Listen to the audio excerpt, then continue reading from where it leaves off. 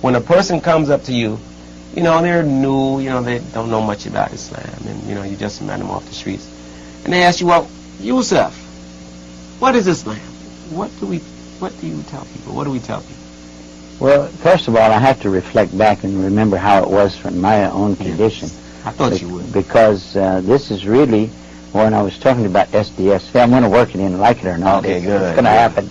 That the first thing is that I found myself searching. Yes. And I look at other people when they talk to me or they ask me questions. I really believe a lot of people don't know why we're here. Why am I here? What am I doing with my life? Where am I going? What's happening with me? Yes. Why am I doing what I do?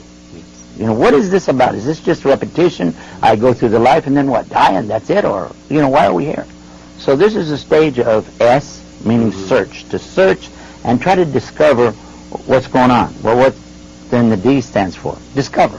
Because when you discover it and you realize what it is, then the only thing left to do is what? Share. Share. And you share. That's SDS.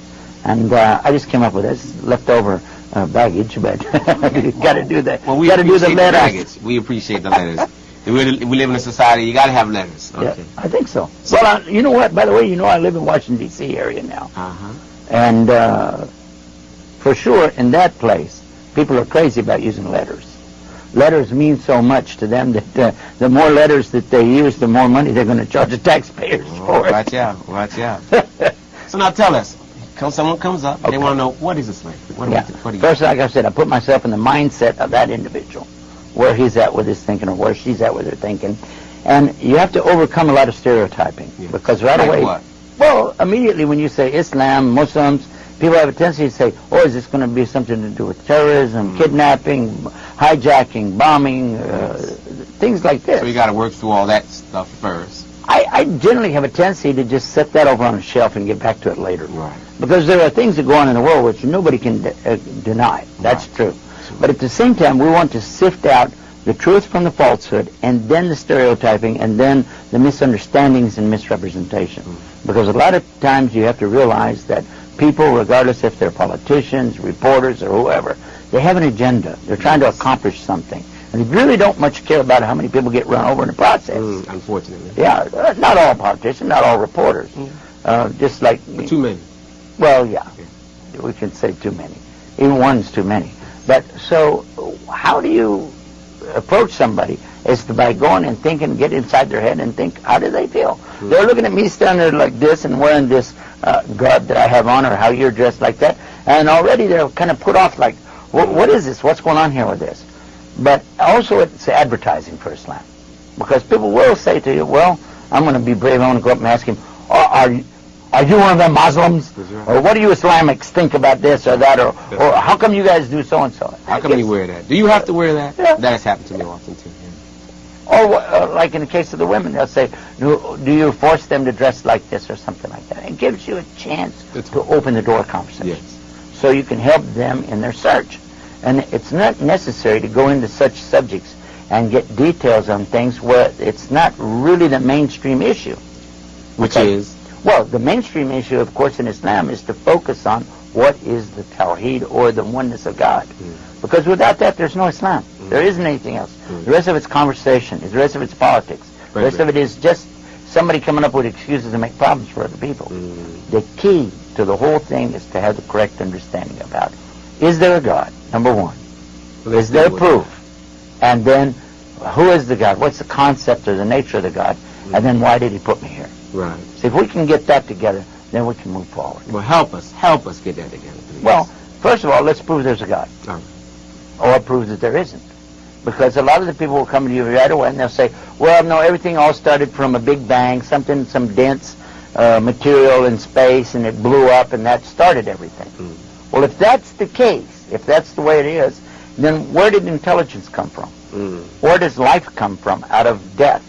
Or not inanimation? How does a rock suddenly sprout tree leaves?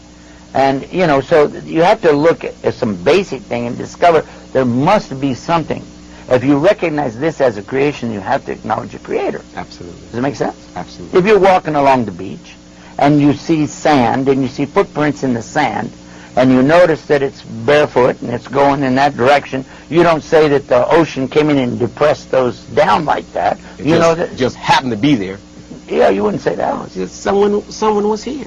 I remember being in a military installation one time, and we had one or two that were absolutely don't believe anything, and there were maps on the wall of the building, you know. So I asked, "Does everybody here believe in God?" Yes. Okay, and anybody doesn't? They said there's 2 or 3, I guess. They didn't believe at all, nothing. I said, "Why?" They said, "Because we don't see it, we don't hear it, we don't taste it, don't smell it, don't feel it." In other words, it's sensory. There's no perception of God, so why should I believe in a God? I said, "So you have to see God created to believe it." They said, "That's right." I said, "Okay, how many of you see these maps on the walls here?" Everybody put their hands up. I said, "You guys that said that a minute ago, put your hands back down." They said, "Why?" I said, "Because if you have to see the artist do the work, then these are not maps to you. This is just paper and ink." That's right, if that. So there's an illusion, maybe, I don't know. Yeah. Okay, so we talk to people and we get them to accept step 1. There must be a God. There's a creation, so there must be creator. Because there's only 2 things that does exist. It's either creator or it's creation. And the 2 aren't similar, okay? This is what Islam teaches. I don't know what other people teach, but the creator has his names and attributes, and we have our attributes, and they're not the same. Okay, we've got past that. There's a creation. Of course, there's a creator. Then where do we take them? Actually, I don't want to run away from that point too fast. Okay. Because this is where a lot of religion goes nuts. Is not being able to make the differentiation between the creator and the creation. They'll say everything is made out of God, or a remnant of God, or a part of a garment of God. Or God is in me. Or God's everywhere. Yeah.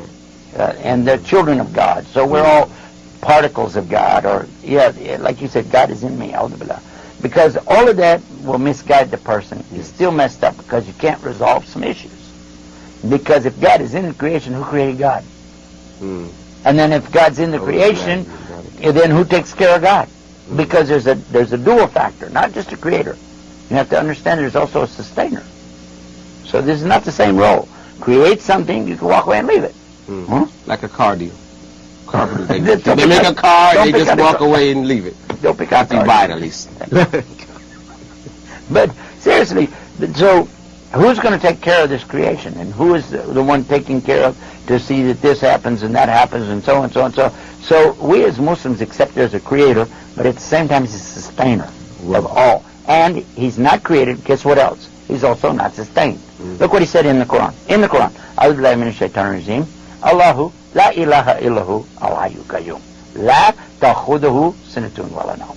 And it says here, Allah, He is the one beside whom there's none other to worship. Now He is alive, the living God. He's alive, and at the same time He's self-subsisting. He doesn't die, He doesn't need sustenance. Then He follows up with